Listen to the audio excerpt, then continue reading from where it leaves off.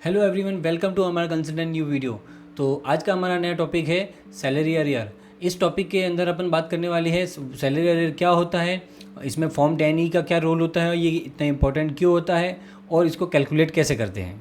तो चलिए शुरू करते हैं। What salary arrear are. Salary arrear क्या होती है? सैलरी अरियर वो इनकम है जो कि आपको आपके पिछले फाइनेंशियल ईयर्स की मिलती है करंट फाइनेंशियल ईयर में, यानी कि ये गवर्नमेंट एम्प्लॉयज़ को ही ज़्यादा मिलती है, क्योंकि इसमें क्या होता है कि उनकी सैलरी हाइक हो जाती है या फिर कोर्ट का ऑर्डर आ जाता है या फिर एनी अदर गवर्नमेंट इश्यूज़ की रिलेटेड रीजंस होते हैं, जिससे कि उनके पिछले फाइनेंशियल ईयर्स की जो भी सैलरी होती है वो अगर हाइक हो जाती है तो उसका जो भी इनकम पार्ट होगा, वो अरियर जो डिफरेंस अमाउंट होगा वो उनको करंट ईयर में भी दिया जाता है। अगर अरियर इनकम को अपन सिंपल वर्ड्स में, तो ये आपका पिछले फाइनेंशियल ईयर का इनकम ही होता है जो आपको करंट फाइनेंशियल ईयर में मिलता है। अब बात करते हैं कि फॉर्म 10E इसमें इतना इंपॉर्टेंट क्यों है। फॉर्म 10E अरियर इनकम में इसीलिए इंपॉर्टेंट हो जाता है क्योंकि पिछले फाइनेंशियल ईयर की इनकम आपको करंट फाइनेंशियल ईयर में मिली है।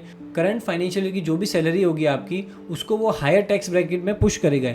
यानी कि एग्जांपल के तौर पे अपन देखते हैं कि अगर आप करंट टैक्सेबल इनकम जो भी थी वो 10% के ब्रैकेट में आ रही है, बट अगर आपको अरियर इनकम मिली है इस करंट ईयर में तो वो आपको 15% के ब्रैकेट में पुश कर रही है। तो अब यहाँ पे ऐसा हो जाता है कि आप अपना टैक्स अमाउंट ज़्यादा पे कर रहे हैं 5% से। तो यहाँ पे आपको जैसे ही टैक्स अमाउंट ज़्यादा पे करना पड़ा, इसीलिए इनकम टैक्स एक्ट ने एक सेक्शन रिलीज़ किया 89(1) सबसेक्शन, जिसके अंदर आप अपना ये जो भी डिफरेंस अरियर इनकम का है वो बाइफर्केट करके आप अपना इनकम शो कर सकते हो और डिफरेंस अमाउंट का टैक्सेस जो होते हैं वो इसके बीच में आप कैलकुलेट कर सकते हो। तो अब इसको कैलकुलेट कैसे करते हैं वो मैं अभी आपको आगे बताता हूँ। तो इसको अब अपन ब्रेक डाउन करेंगे कुछ स्टेप्स में। तो पहला स्टेप ऐसा है कि जो भी आपकी करंट ईयर की टैक्सेबल इनकम है, यानी कि टोटल इनकम है, उसके अंदर आपका एरियर इंक्लूडेड है, तो उसके ऊपर आपको टैक्स कैलकुलेट करना है फर्स्ट। फिर सेकंड है आपका जो उसके अंदर आपको अरियर एक्सक्लूड करना है। अब एक्सक्लूड कैसे कर सकते हो इस करंट ईयर की इनकम में से?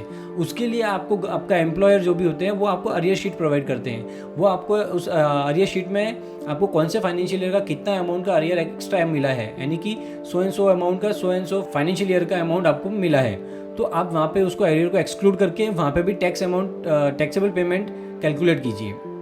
फिर इन दोनों के बीच का जो डिफरेंस अमाउंट होगा वो आपका एडिशनल टैक्स अमाउंट होगा जो आपको अरियर के ऊपर मिला है। फिर थर्ड पॉइंट आता है, इन दोनों के बीच में जो डिफरेंस कैलकुलेट हुआ है, टैक्स का जो डिफरेंस आया है वो आपका एडिशनल टैक्स अराइज हुआ है because of arrear income. Fourth step है आपको कैलकुलेट करना है पिछले फाइनेंशियल ईयर का भी अरियर, इंक्लूडिंग अरियर और एक्सक्लूडिंग अरियर। जैसे कि इस करंट ईयर का आपने किया था इंक्लूडिंग एंड एक्सक्लूडिंग, वैसा ही आपको पिछले फाइनेंशियल ईयर का भी करना है जिस जिस ईयर का आपको अरियर इनकम मिली है। फिर नेक्स्ट स्टेप, फिफ्थ स्टेप ये है, अब आपने जो भी फिगर कैलकुलेट की है उनके बीच में जो भी डिफरेंसेस आए हैं, यानी कि टैक्स अमाउंट अगर आपको प्रीवियस फाइनेंशियल ईयर में एप्लीकेबल हो रही है या नहीं हो रही है, वो अमाउंट आपको इस अरियर इनकम के थ्रू आपको पता चल रहा है, तो वो आप यहाँ पे नोट डाउन करके रखिए।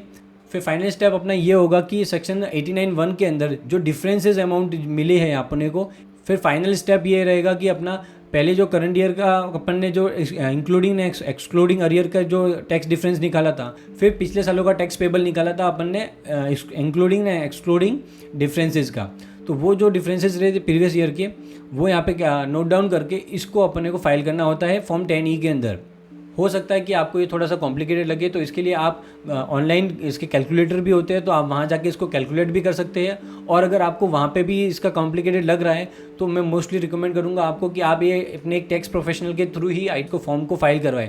अदरवाइज़ आपको इसके डिफरेंसेस हो सकते हैं, क्योंकि आपका जो टैक्स रिलीफ हो सकता है वो आपका ज़्यादा हो, बट आपके कैलकुलेशन एरर की वजह से आपका टैक्स डिफरेंस या टैक्स रिलीफ जो भी है वो कम हो सकता है। तो अगर आप एक टैक्स प्रोफेशनल से फाइल करवाते हैं तो वो आपको एक प्रॉपर अमाउंट से ही टैक्स रिलीफ दिलाएगा। और इसमें सबसे मोस्ट इंपॉर्टेंट चीज़ ये है कि आपको अगर आपका आईटीआर फाइल कर रहे हो और आपको 10E भी आपको फाइल करना है, तो आपको आपके आईटीआर फाइल करने से पहले आपको आपका 10E फाइल करना होगा।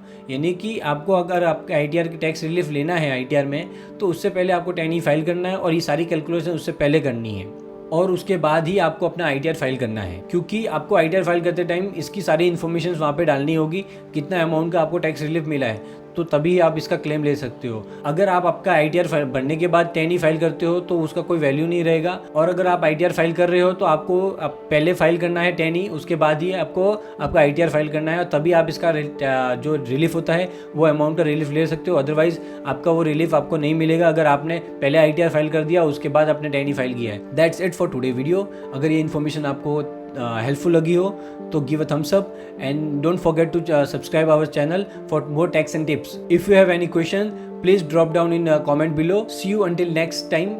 Happy filing.